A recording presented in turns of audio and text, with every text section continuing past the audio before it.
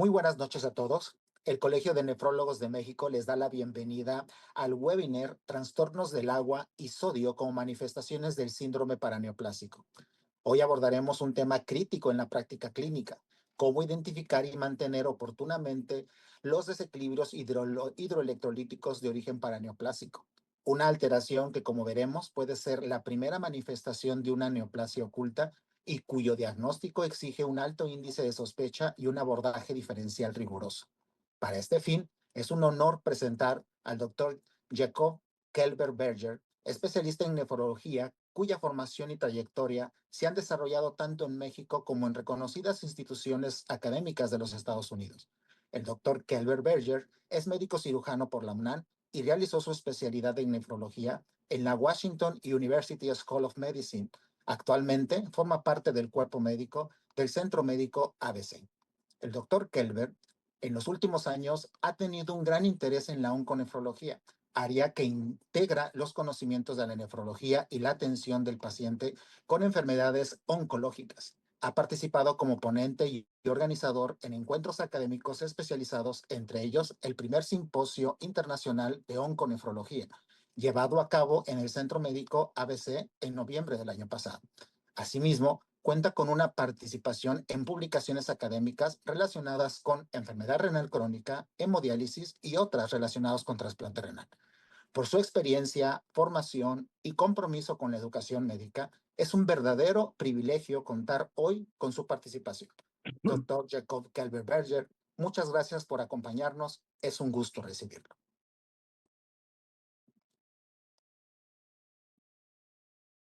Buenas noches, muchísimas gracias. Mil gracias por la presentación, realmente inmerecida. Quiero agradecer mucho tanto al presidente como a la vicepresidente del Colegio de Nefrólogos de México por esta amable invitación. Y demos lugar a esto, empecemos con la presentación. La presentación, nuevamente, como comentó el doctor Anwar, el título es Trastornos del sodio y del agua como manifestaciones del síndrome paraneoplásico. A modo de introducción, la alteración, en primer lugar, la alteración más frecuente en la concentración del sodio como resultado de un síndrome paraneoplásico es la hiponatremia. Esto quiere decir, de las alteraciones que existen en los niveles de sodio como resultado del síndrome paraneoplásico, la hiponatremia es mucho más frecuente que la hipernatremia. Por otro lado, la hiponatremia es la alteración electrolítica, tomando en cuenta todo, ¿no? Pero particularmente potasio, etcétera. La hiponatremia es la alteración electrolítica más comúnmente encontrada en pacientes con cáncer. En un estudio retrospectivo llevado a cabo en un centro oncológico hace algún tiempo, se encontró la presencia de hiponatremia, que pues, hay que contextualizar que realmente 137 pues es así como que muy limítrofe, pero realmente sí, menos de 135 sí ya se considera una hiponatremia en 47% de los pacientes hospitalizados. Entonces, esta es una alteración realmente electrolítica muy común, no como necesariamente como un síndrome paraneoplásico, pero sí en el contexto de enfermedades oncológicas, la hiponatremia no es para nada incomún, ¿no? Hasta casi la mitad de los pacientes hospitalizados con algún cáncer la tienen. La hiponatremia se categoriza, una gran parte de esta presentación, espero que no sea tremendamente aburrida, porque realmente tiene conceptos y discusión de cuestiones que todos los nefrólogos yo creo que ya sabemos, pero que creo que son importantes para podernos ir llevando hasta el diagnóstico y después potencial tratamiento de estas alteraciones del sodio y del agua. La hiponatremia se categoriza, como sabemos perfectamente bien, en leve, cuando está por debajo de 135 miliequivalentes químicos por litro, entre 130 y 134, moderada de 120 a 130 y menos de 120 es una hiponatremia severa. La presencia de hiponatremia se ha asociado con un mal pronóstico en diversos cánceres, incluyendo en cáncer pulmonar de células no avenulares, en mesotelioma, en carcinoma de células renales y en neoplasias gastrointestinales y en linfoma. El riesgo de mortalidad es directamente proporcional a la magnitud de la hiponatremia. Entonces, con esto quiero nada más destacar la importancia de estar hablando acerca de la hiponatremia, ¿no? Como una manifestación de síndrome paraneoplásico, porque sí hay cosas que cuando se hacen disminuye la mortalidad y mejora el pronóstico de los pacientes que la tienen. Se ha encontrado, de hecho, una mejoría en el pronóstico cuando se lleva a cabo una corrección de forma relativamente temprana de los niveles de sodio en el caso de pacientes que sufren algunos tipos de cáncer. Los síntomas, hablando acerca de cuál es la presentación, ¿no? De la hiponatremia, realmente los síntomas de la hiponatremia son básicamente por las alteraciones que la hiponatremia causa o puede llegar a ocasionar en el sistema nervioso central. Son ocasionadas primariamente por el desarrollo de edema osmótico en las neuronas y por la presencia de hipertensión endocraniana. Y la severidad de los síntomas guarda una relación directa con la magnitud de la hiponatremia. Hiponatremias leves generalmente no causan en lo absoluto síntomas, pero conforme va incrementando la magnitud de la hiponatremia, de moderada o severa, encuentra uno realmente ya síntomas. En una severa se encuentra náusea, vómito, confusión, pueden haber caídas, desórdenes en el movimiento, convulsiones y coma.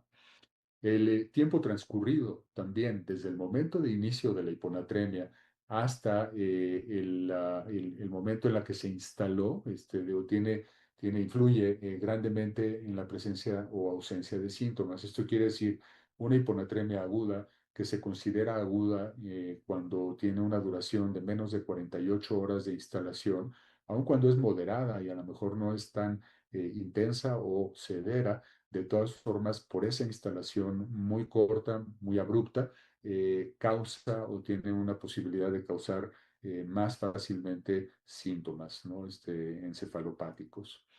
Eh, Hablemos acerca de la fisiopatogenia, ¿no? Ahora acerca de cómo es que se da la hiponatremia en el contexto de un síndrome paraneoplásico.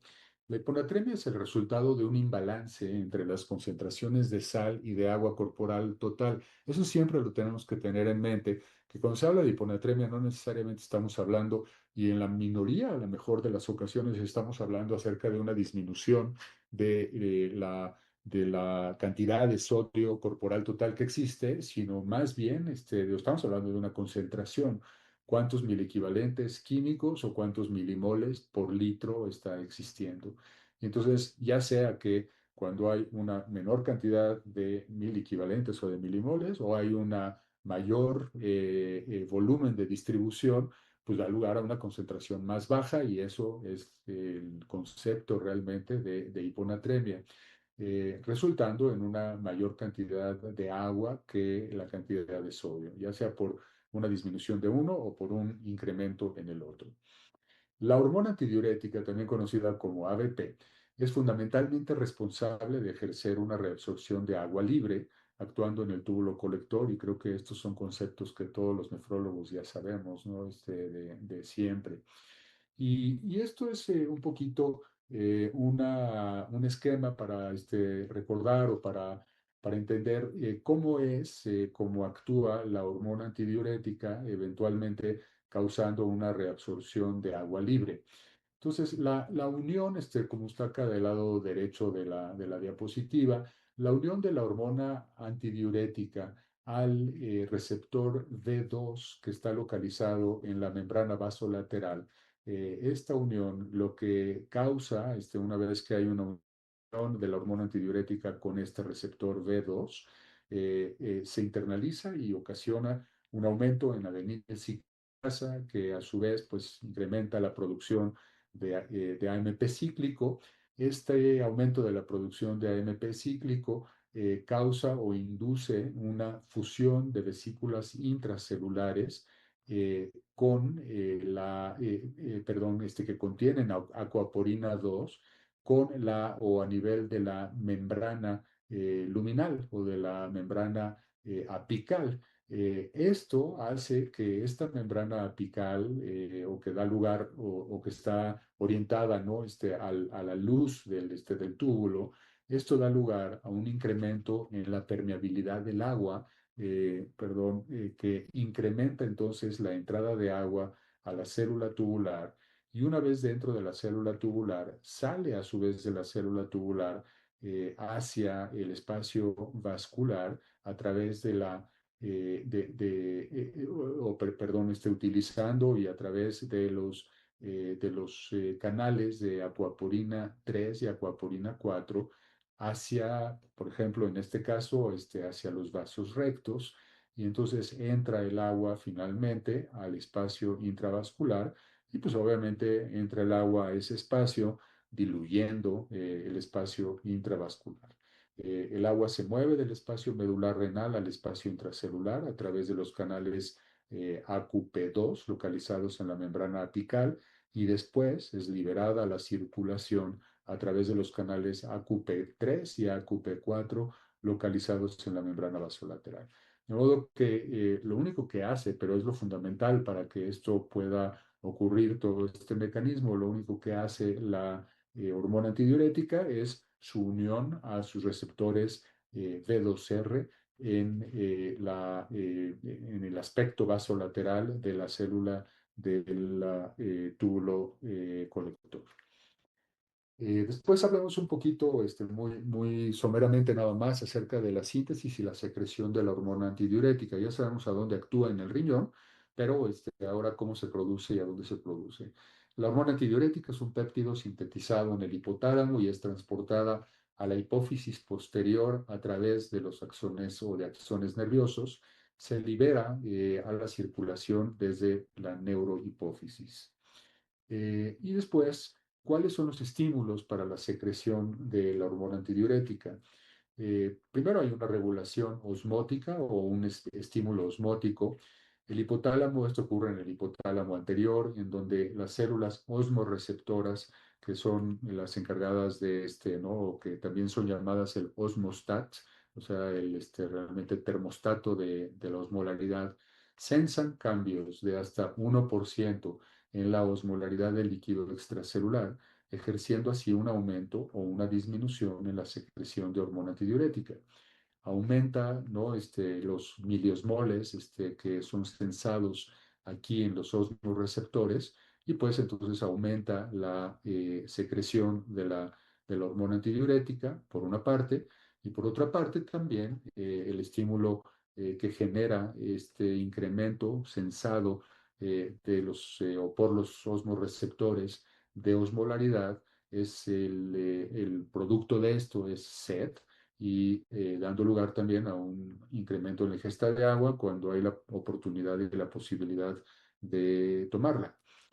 Y después el estímulo no osmótico, que el estímulo no osmótico para la secreción de ADH ocurre en ausencia de cambios, obviamente, ¿no? En la osmolaridad.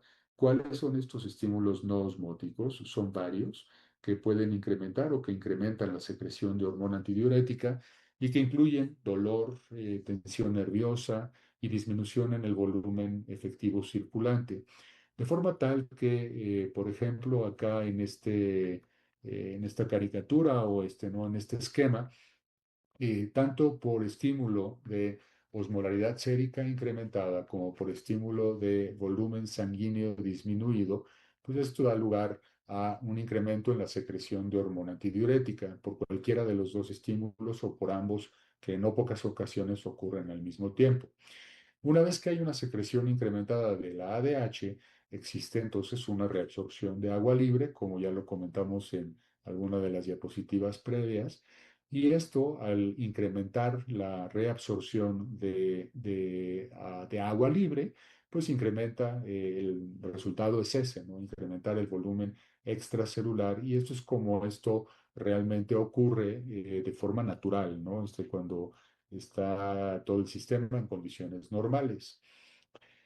¿Cuál es la etiología entonces de la hiponatremia? En principio, en el mayor número de los casos, y estamos hablando de pacientes con problemas oncológicos, la hiponatremia obedece ya sea a una alteración en la eliminación de agua libre y no necesariamente también únicamente en los pacientes oncológicos o con problemas oncológicos. ya sea por una disminución en la eliminación de agua libre por los riñones, o bien por un movimiento de agua del espacio intracelular al espacio extracelular. Ambas situaciones dan como resultado una dilución de la concentración de sodio extracelular. Los tipos de hiponatremia son sumamente importantes, de conocerlos y de ubicarlos y de analizar cuando se trata de algún caso clínico en la vida real, de qué es lo que existe, ¿no? Digo, si existe qué tipo de hiponatremia, porque el manejo de la hiponatremia depende justamente de la causa o de los mecanismos que la producen, tanto en relación a la osmolaridad como al volumen intravascular de primera instancia. Esto permite también identificar si la hiponatremia presente en un paciente determinado pudiera estar causada por un síndrome paraneoplásico. Entonces, por eso que me pareció importante empezar como desde lo más básico para ir pudiendo construir a lo mejor la historia, ¿no? de la hiponatremia como manifestación de un síndrome paraneoplásico, o bien como manifestación de alguna otra cosa en el contexto de un paciente con problemas oncológicos. De modo que la clasificación de la hiponatremia se clasifica de acuerdo a la osmolaridad y de acuerdo al volumen intravascular. Osmolaridad puede ser hipo, iso o hiperosmolar, y volumen intravascular puede ser hipo, eu o hipervolémico. Esto es un esquema un poquito ocupada, ¿no? Esta diapositiva, no sé si se alcanza a ver bien, espero que sí, pero me parece extraordinaria porque realmente lo lleva uno de la mano, como un árbol de decisión o un algoritmo, ¿no? Para poder identificar cuál es la causa potencial desde el punto de vista de presentación y fisiopatogénico de la hiponatremia en pacientes, ahora sí, particularmente con problemas oncológicos. El sodio sérico, entonces, menos de 135 es una hiponatremia. Y lo primero que se hace es la identificación o la clasificación de si se trata de acuerdo a la osmolaridad sérica. Lo primero que hay que hacer es ver qué es lo que tenemos enfrente, si se trata de una hiponatremia isoosmolar, de una hipoosmolar o una hiperosmolar. La osmolaridad se entiende como una isoosmolar cuando está, disculpen la osmolaridad, entre 280 y 295 miliosmoles por kilogramo.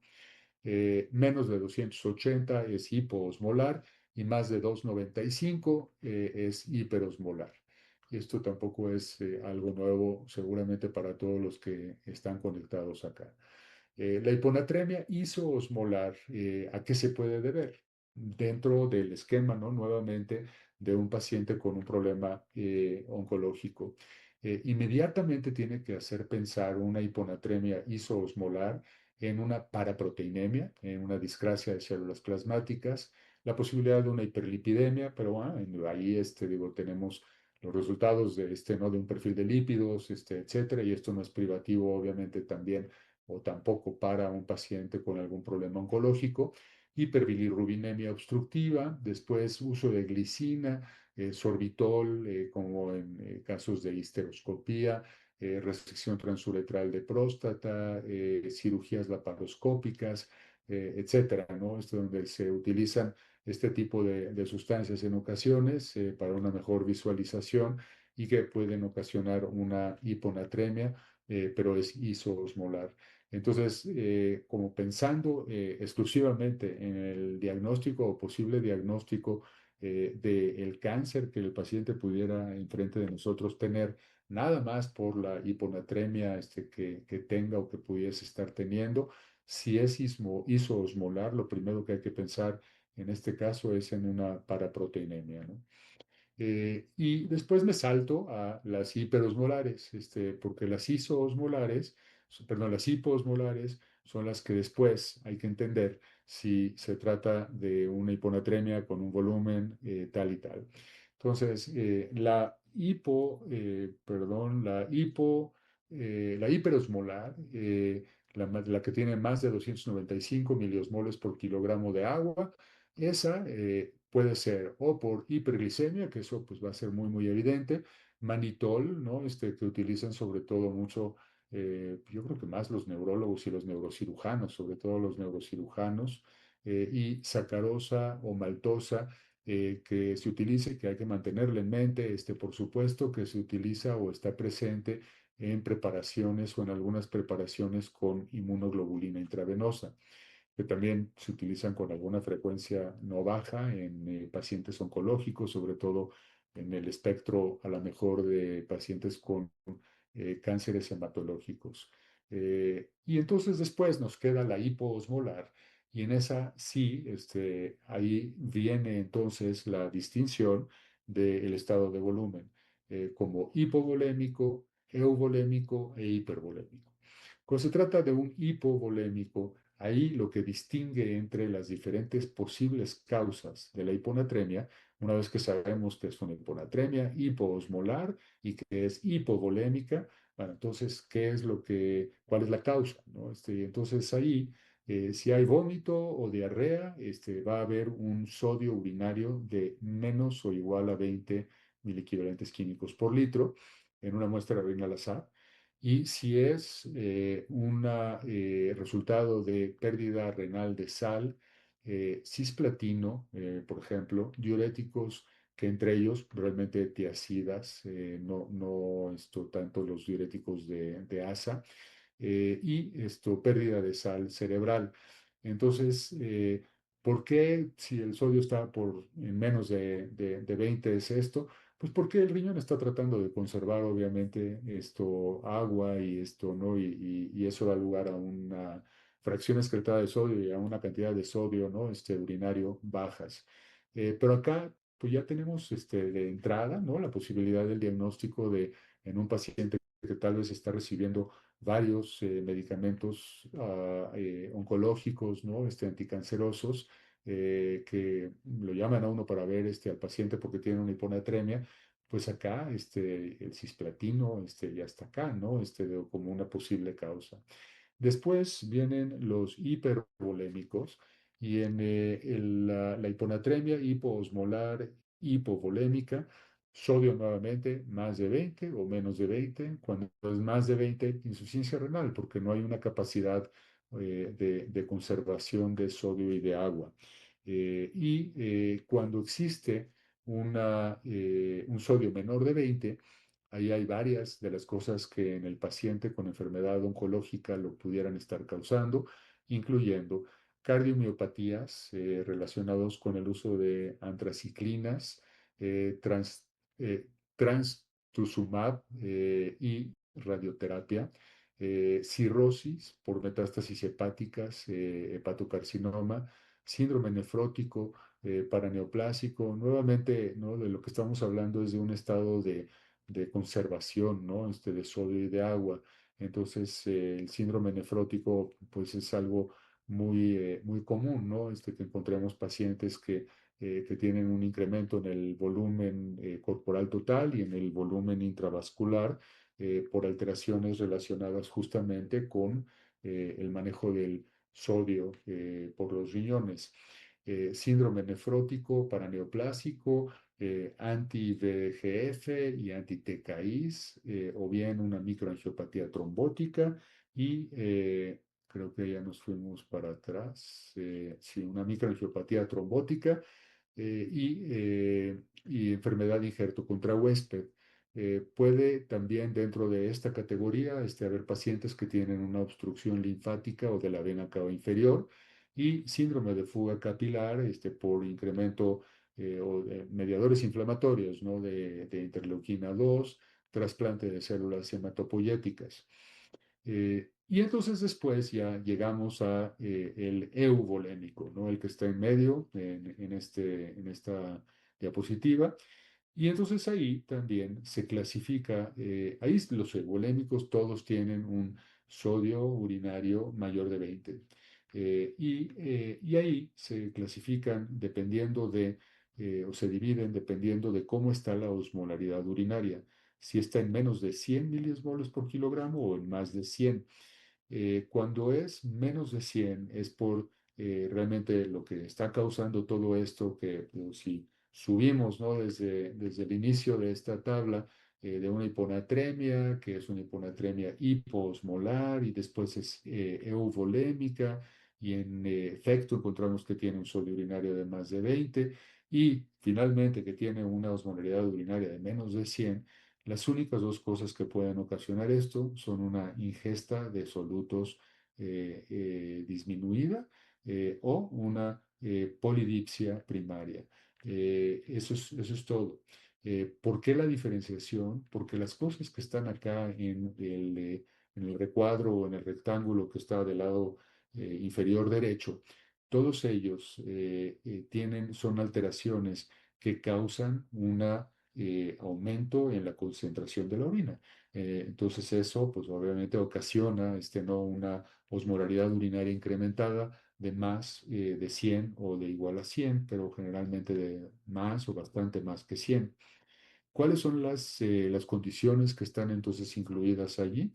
Hipotiroidismo, hipotiroidismo en el contexto de pacientes con problemas oncológicos. Obviamente que alguien puede tener un hipotiroidismo primario y se acabó, ¿no? Y aparte de eso, tener un problema oncológico.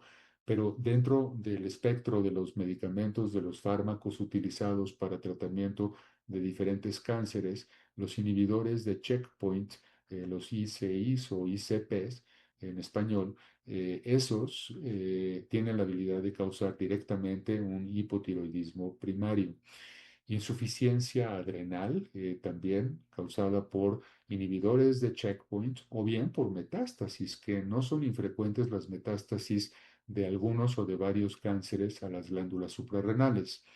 Y después, síndrome de secreción inapropiada de hormona antidiurética, que los cánceres que más frecuentemente se asocian con la presencia de CIAD son el cáncer pulmonar de células pequeñas, cáncer de cabeza y de cuello, y el uso de fármacos como ciclofosfamida, vincristina, vimblastina, cisplatino, melfalán, interferón, y otros que no son ¿no? Antineoplásicos, opiáceos, AINES, que lo sabemos perfectamente bien, y algunos estímulos, como lo estábamos viendo en alguna de las diapositivas previas, capaces de causar también un incremento en la secreción de hormona antidiurética, AINES, náusea, dolor y enfermedades pulmonares y del sistema nervioso central, que en la población, a lo mejor, dependiendo del grupo de edad del que estamos hablando, y sin enfermedades neoplásicas, probablemente de los casos en los que se encuentra alguna etiología,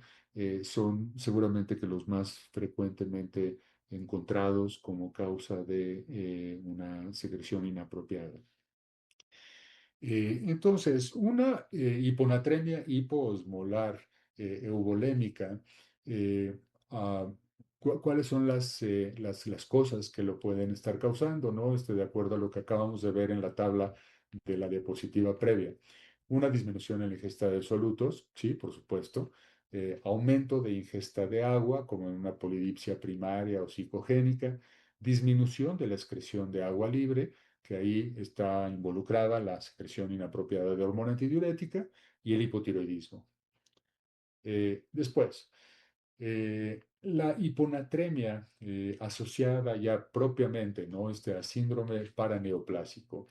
Está asociada a síndromes paraneoplásicos, la hiponatremia que está asociada a síndromes paraneoplásicos es causada por un síndrome de secreción inapropiada de hormona antidiurética.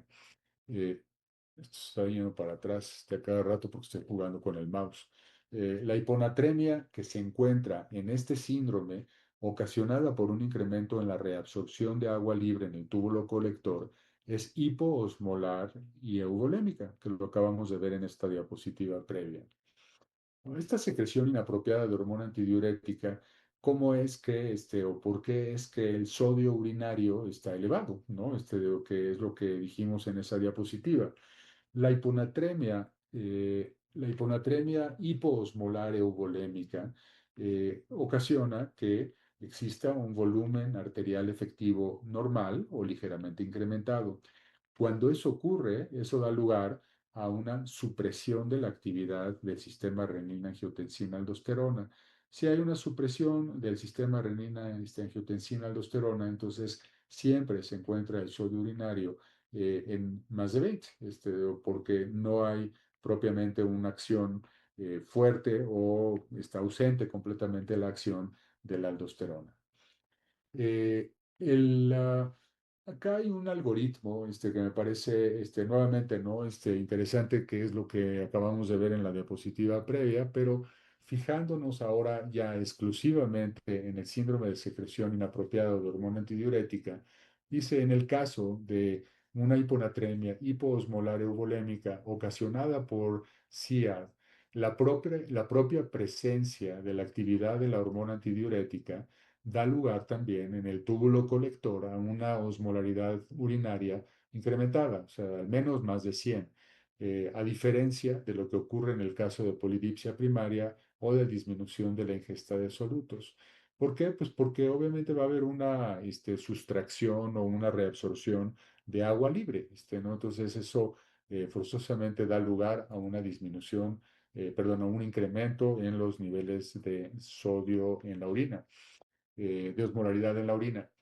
La causa más común de hiponatremia hipoosmolar euvolémica en pacientes con cáncer es síndrome de secreción inapropiada. Se puede encontrar en asociación con síndromes paraneoplásicos, también con hipotiroidismo, con insuficiencia adrenal y con toxicidad de algunas terapias anticancerosas y su efecto sobre el funcionamiento de algunas glándulas, que es un poquito lo que empezamos a discutir en alguna de estas diapositivas previas. Pero entonces el punto importante acá es que cuando hay un síndrome de secreción inapropiada de hormona antidiurética en un paciente con algún problema oncológico, no necesariamente se trata de un síndrome paraneoplásico. Aguas, porque puede ser hipotiroidismo, puede ser insuficiencia adrenal y puede ser nuevamente también toxicidad de algunos fármacos. Estas son las causas, ¿no? En general, ¿no? Obviamente hay más, estoy seguro, pero las más comunes de secreción inapropiada de hormona antidiurética en pacientes con cáncer. En esta tabla están cánceres que incluyen cáncer pulmonar de células pequeñas, de células no pequeñas, cáncer de cabeza y cuello, mama, mesotelioma, linfoma, sarcoma de Ewing, timoma, cánceres uroteliales, cáncer de células renales, cáncer de próstata y cáncer endometrial. Quimioterapias que incluyen pues todas las que están acá, pues, son capaces de causar un síndrome de secreción inapropiada, incluyendo ciclofosfamida, incluyendo ifosfamida, cisplatino, melfalán, etcétera. Y drogas que no son quimioterapéuticos, obviamente vasopresina, desmopresina, opiáceos, inhibidores selectivos de recaptura de serotonina, tricíclicos, clorpropamida, clofibrato, etcétera, etcétera, ¿no? Hay algunos que los conocemos por el uso muy frecuente en pacientes todos los días. Enfermedades del sistema nervioso central, igual que lo que ocurre a nivel pulmonar un poco, infección, tumor, sangrado y trauma. Y en el caso del pulmón hay que agregarle PIP, ¿no? Opresión positiva, asma y EPOC. Y misceláneas, dolor y náusea. Entonces, el CIAD o el síndrome de secreción inapropiada de hormona antidiurética, como síndrome perdón, paraneoplásico, ocurre con más frecuencia asociado a cáncer pulmonar de células pequeñas y a cáncer de cabeza y cuello. De hecho, en estas últimas dos neoplasias, la causa es producción ectópica de hormona antidiurética. Y quise incluir un caso clínico porque me parece que es lo que más puede realmente generar algún tipo de aprendizaje y el que uno pueda pensar, ¿no? En cuáles son las cosas que pudiera estar ocasionando lo que este caso o este ejemplo pretende mostrar. Y me parece que no hay una presentación realmente clínica que esté completa, tal vez, sin algún caso clínico al menos. Entonces, es una mujer de 52 años de edad con un diagnóstico de adenocarcinoma pulmonar en el lóbulo superior izquierdo, Recibió quimioterapia adyuvante después de una resección tumoral y con recurrencia después de enfermedad con metástasis a cerebro y a columna vertebral.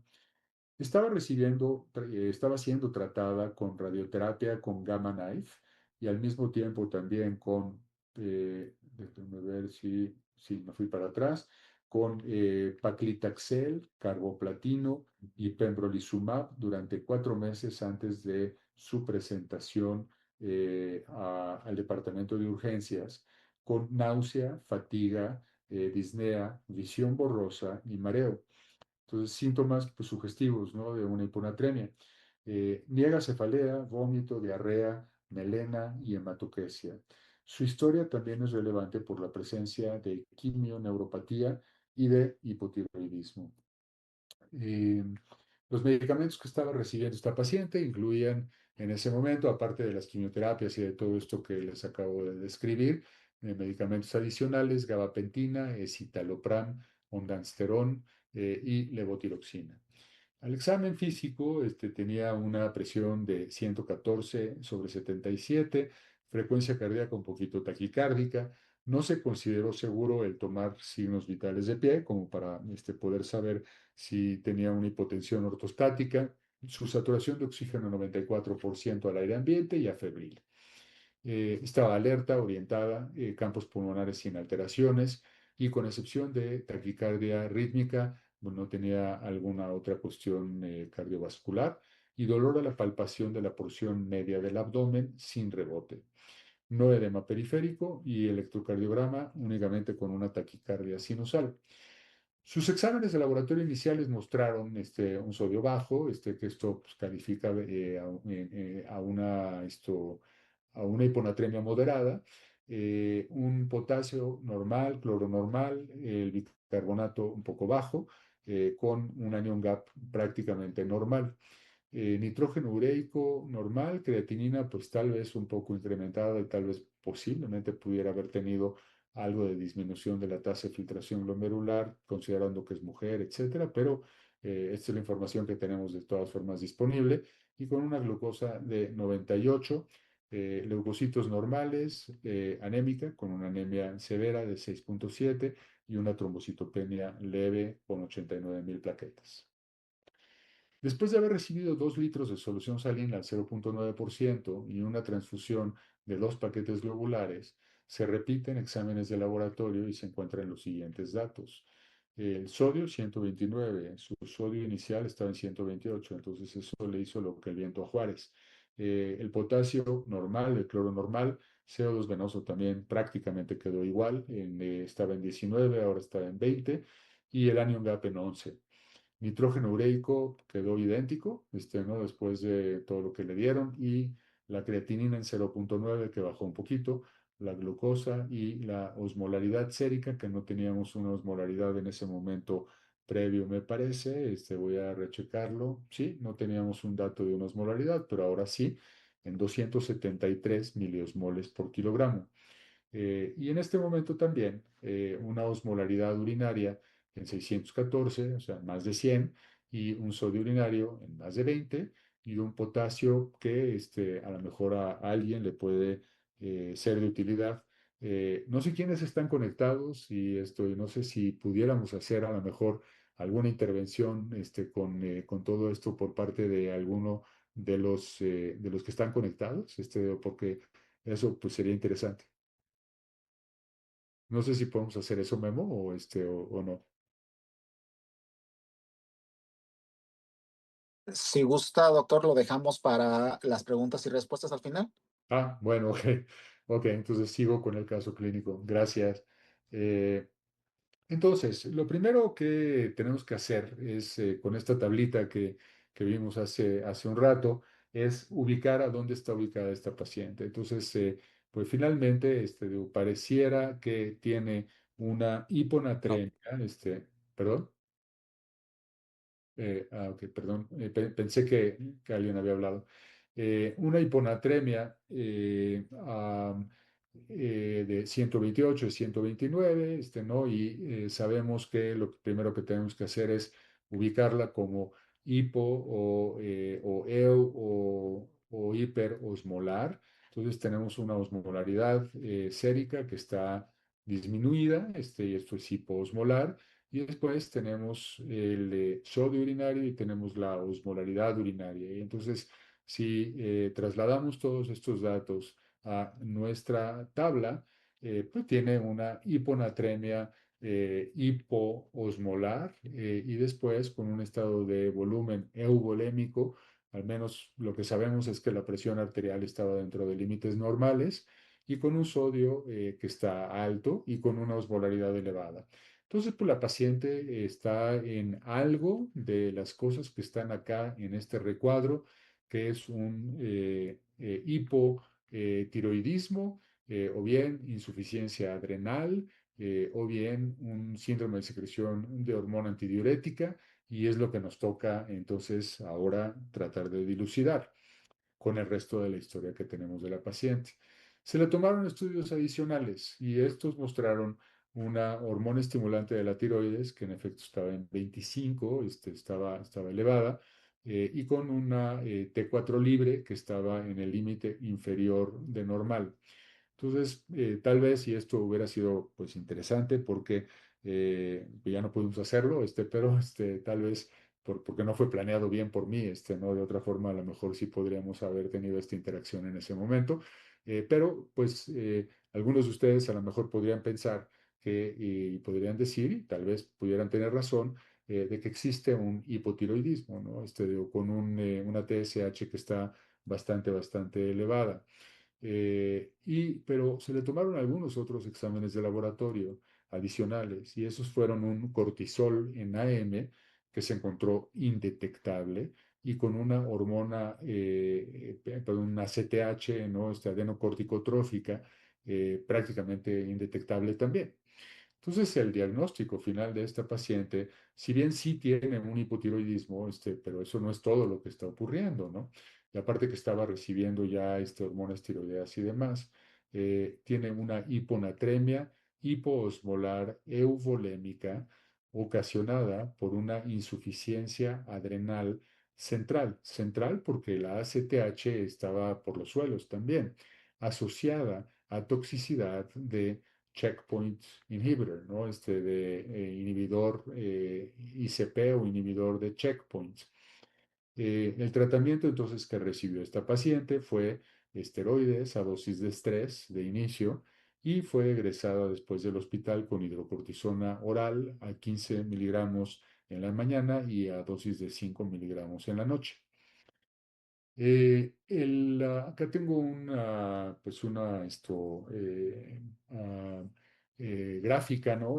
O qué sé yo, ¿no? Representación, dibujo de cómo es que en el caso de, por ejemplo, la enfermedad de Addison o del hipoadrenalismo, cómo es que esto está vinculado con la génesis de un incremento en la hormona antidiurética, de una secreción incrementada o inapropiada de hormona antidiurética.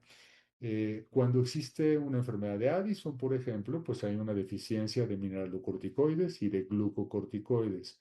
Esta deficiencia de mineralocorticoide da lugar a una pérdida de sodio renal, depresión del volumen intravascular o disminución del volumen intravascular y activación de los varoreceptores, que a su vez lo que eso ocasiona es directamente, como ya lo habíamos comentado previamente, una estimulación para la secreción de hormona antidiurética. Y por otra parte, el otro brazo del Addison, una deficiencia glucocorticoide, causando efectos vasculares con aumento de la resistencia vascular renal, disminución de la tasa de filtración y alteración o disminución en la excreción de agua libre. Y por otro lado, una disminución en el gasto cardíaco y una presión arterial baja que activa los vasoreceptores. Y estos dos directamente, uno, la deficiencia directa de glucocorticoide por pérdida del feedback negativo sobre la producción de CRH y de hormona antidiurética, estimula entonces la secreción o desinhibe la secreción y por otra parte estimula la secreción de hormona antidiurética. Entonces, esa es la vinculación que tiene el hipocortisolismo o el hipoadrenalismo no importando si es primario o si es secundario, quiere decir hipofisiario, sobre la expresión y la estimulación de la hormona antidiurética. Las alteraciones electrolíticas, ahora puntualmente asociadas con checkpoint inhibitors, incluyen particularmente hiponatremia, que esta pues puede ser por síndrome de secreción inapropiada propiamente, hipotiroidismo e insuficiencia adrenal, primaria, secundaria o terciaria, o sea, este problema hipofisiario o hipotalámico. Después, hipocalemia, que es muy común por acidosis tubular renal, pérdidas gastrointestinales y acidosis metabólica, acidosis tubular renal, deficiencia mineralocorticoide. Entonces es posible que esta paciente también, de este ejemplo, pudiera haber tenido algo de acidosis tubular renal y por eso la acidosis metabólica que tenía de anion gap normal. Hipofosfatemia, pérdidas gastrointestinales y tubulopatía proximal. Y puede haber también hiperfosfatemia por hipoparatiroidismo. Si vemos acá en esta gráfica o en esta tabla más bien, aquí en lo que está señalado particularmente como dentro del rubro de immune checkpoints o de inhibidores de checkpoints, el más potente es el más potente, pero hay un rango enorme, ¿no? De la frecuencia con la que esto lo puede ocasionar de 1 hasta 62% en diferentes publicaciones y en diferentes series, ipilimumab. Sin embargo, dentro de todos ellos está incluido también, evidentemente, el pembro. Y los mecanismos, ¿no? Para causar la hiponatremia son básicamente hipofisitis con una insuficiencia adrenal secundaria, una insuficiencia adrenal primaria por afección a las glándulas suprarrenales, secreción inapropiada de hormona antidiurética y una disfunción tubular. En este caso, lo que logró diferenciar y saber que realmente se trataba no de un síndrome de secreción inapropiada, porque Pembro puede causar también secreción inapropiada de hormona antidiurética, sino de un problema hipofisiario, pues fue justamente el nivel de cortisol en sangre y el nivel de ACTH que si bien sí existía una secreción inapropiada, pero era causada por el hipoadrenalismo, no en una forma directa por efecto de alguno de estos medicamentos que ella estaba recibiendo el Pembro. Y después, ¿cuál es el tratamiento entonces de hiponatremia en pacientes con cáncer? Pues depende obviamente ¿no? de la etiología, la severidad, el tiempo desde el momento de su instalación, la presencia o ausencia de síntomas. Y los síntomas ocurren como una consecuencia de hipertensión endocraniana resultante de edema cerebral, ¿no? Que esto ya lo dijimos desde el inicio. En el caso de secreción inapropiada de hormona antidiurética, el objetivo del tratamiento es lograr una reducción de agua libre corporal total. Esto se puede lograr en tres formas diferentes. Uno, limitando la ingesta de agua libre, que es generalmente lo primero que hacemos con todos los pacientes. Administración de solutos osmóticos para aumentar excreción de agua libre y el uso de antagonistas de la acción de ADH en los riñones. Entonces, dependiendo de ¿no? Si el paciente es asintomático, síntomas moderados o síntomas severos, la restricción de líquidos pues es más intensa, mientras más severa es los síntomas de la hiponatremia. Restricción de líquidos de 0,5 a 1 litros por día. Y después acá una restricción realmente pues bastante más intensa y el uso ya de solución salina hipertónica hasta desaparición de los síntomas. Y todos estos tienen de moderados y severos, considerar el uso de tolvaptan, que ni siquiera hay en México, y cuando los síntomas ya han desaparecido, básicamente, y velocidad de corrección acá es de 0,5 a 1 mil equivalentes químicos por litro por hora. a diferencia de 0,5 en el caso de síntomas leves, y acá la corrección con síntomas severos con una velocidad de corrección de 1 a 2 milequivalentes químicos por litro por hora. Después, antagonistas del efecto de ADH en los riñones. De meclociclina, derivado de tetraciclinas, induce diabetes insipidus nefrogénica, mediada por inhibición de AMP cíclico. Este medicamento se usaba con alguna frecuencia en el pasado, a lo mejor hace 15, 20 años o un poco más, pero no es una opción, yo creo que más, pero no es una opción útil en pacientes sintomáticos debido a que su efecto empieza a notarse después de varios días de su inicio. Y por otra parte, es potencialmente hepatotóxico y nefrotóxico, y la nefrotoxicidad es en ocasiones irreversible. Y después, tolvaptan, antagonista selectivo de los receptores B2 en el túbulo colector. Su efectividad se ha demostrado en estudios multicéntricos, aleatorizados, doble ciego, y su efecto puede ser muy intenso, por lo que se debe evitar restringir la ingesta de agua libre concomitantemente al inicio de este medicamento. Hay que dar un seguimiento muy cercano a los niveles de sodio en sangre para evitar una sobrecorrección y terminar con una hipernatremia o una corrección demasiado rápida de los niveles de sodio.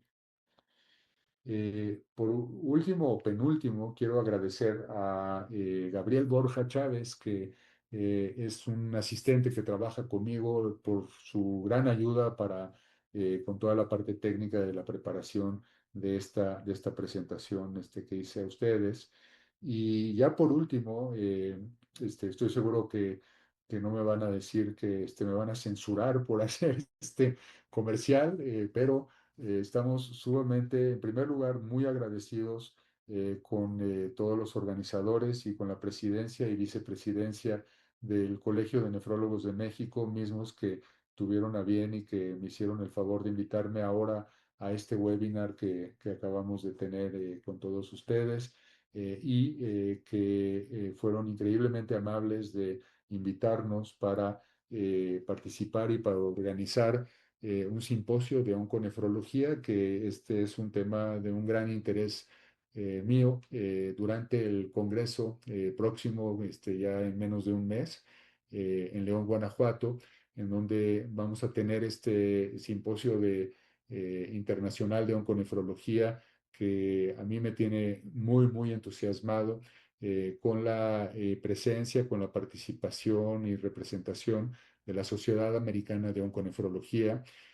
Vamos a contar con varios, con muchos realmente ponentes impresionantes en cada una de sus áreas, tanto nacionales como extranjeros. Y quiero invitarlos cordialmente a participar, a estar presentes. Ojalá que todos los que puedan, lo que sea presencial y los que no en línea, pero realmente el éxito de este simposio va a depender de la presencia y de la participación sumamente activa de todo el público. Entonces, nuevamente, muchísimas gracias. Les agradezco de veras enormemente a todos, y muchas gracias a Memo Loya también por toda la ayuda que nos está prestando con la organización del simposio y ahora con el webinar. Y les agradezco enormemente nuevamente. Mil gracias. La pregunta, repito la pregunta, si no la escucharon todos nuestros, que están con los que están conectados, preguntan, en el caso de la disminución de la ingesta de solutos, ¿cuál sería la recomendación inicial para el manejo de líquidos sin riesgo de un cambio osmolar rápido que pudiese condicionar un trastorno de desmielinización? Una disminución en la ingesta de solutos quiere decir que hay una ingesta seguramente o que hay una entrada incrementada de agua. Y entonces lo que hay que hacer allí es disminuir el aporte de agua en la forma en la que sea, ¿no? Si está haciendo por vía oral. En la mayor parte de las ocasiones en las que vemos fuera de un hospital, ¿no? A pacientes que tienen estas condiciones, es con una polidipsia psicogénica o pacientes con dietas espantosamente fuertes, ¿no? Donde, como dicen muchas veces en inglés, ¿no? Pacientes que tienen una dieta de pan tostado y agua, ¿no? Entonces, esas son las circunstancias en las que realmente uno puede acabar con ese tipo de situaciones. Ahí lo importante es realmente la identificación, ¿no? De qué es lo que lo está ocasionando. Si existe un incremento en la hormona antidiurética o si existe esto otro, ¿no? Si existe una disminución de la ingesta de solutos, pues hay que solucionarlo, ¿no? Y aparte pues dar, ¿no? La reposición de sodio, si es que entiendo a lo mejor bien la pregunta, de acuerdo a si se trata de una hiponatremia leve, moderada o severa, ¿no?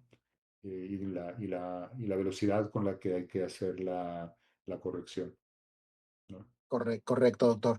Hay otra pregunta y comentan, en su práctica clínica, ¿qué tan frecuente es el Addison? Pues no soy, en mi práctica clínica como nefrólogo en general o mi práctica, no entendí así como que muy bien la pregunta, pero lo que les puedo decir es que en no pocas ocasiones sí acaba uno encontrando, cuando busca con no, acuciosidad, encuentra uno este tipo de cosas. Acabo de tener, por ejemplo, no sé, y no siendo endocrinólogo, ¿no? Pero yo me puedo recordar en este momento, en los últimos 3 meses, en el diagnóstico de 3 personas, de 3 pacientes con un hipoadrenalismo, o más, tal vez 4 o 5, qué sé yo. Uno está el contexto del paciente que está gravemente enfermo, que está, ¿no? Ingresado en el hospital con sepsis, etcétera, y que de repente hay hipoadrenalismo, que ocurre justamente en el contexto del paciente gravemente enfermo, séptico, de edad mayor, y demás, ¿no? Y que lo encuentra uno, ¿no? Hay que buscarlo y en el contexto apropiado, cuando hay hipotensión arterial, etcétera, etcétera. El otro, y particularmente con problemas relacionados con el manejo del sodio, y que a veces hace eso, ¿no? En esas ocasiones el diagnóstico a veces es difícil de poder establecer.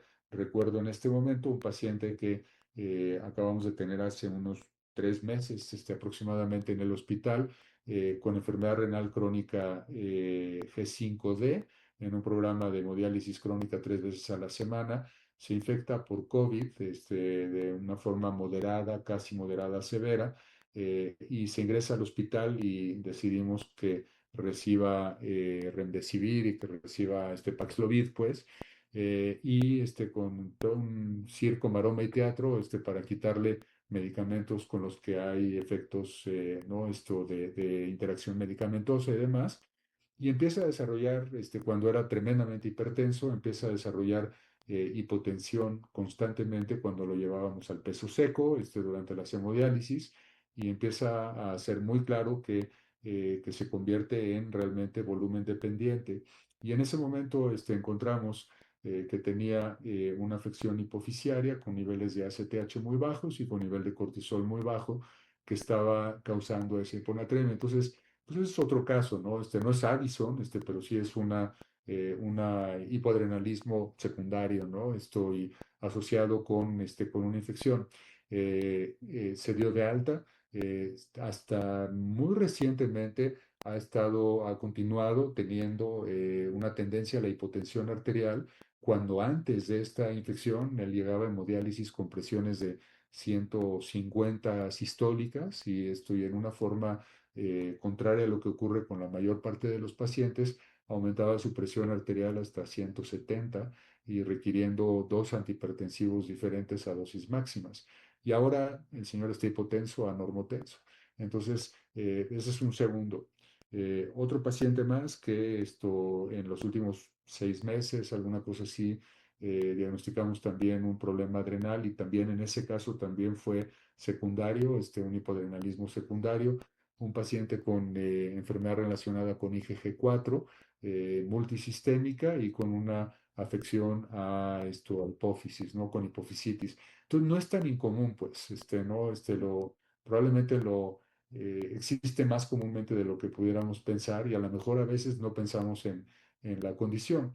En otras ocasiones, bueno, se trata de, en muchas ocasiones, pacientes de edad avanzada, que pues, a lo mejor tienen ¿no? una enfermedad vascular afectando a las glándulas suprarrenales o tuberculosis, que es una de las primeras causas de enfermedad adrenal en México.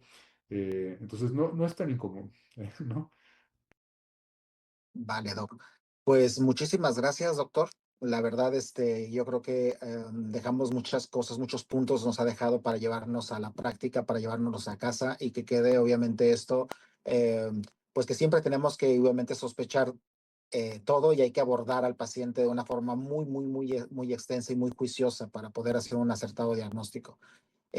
Doctor, pues como todo, en nombre del Colegio de Nefrólogos de México le damos nuevamente las gracias por su participación.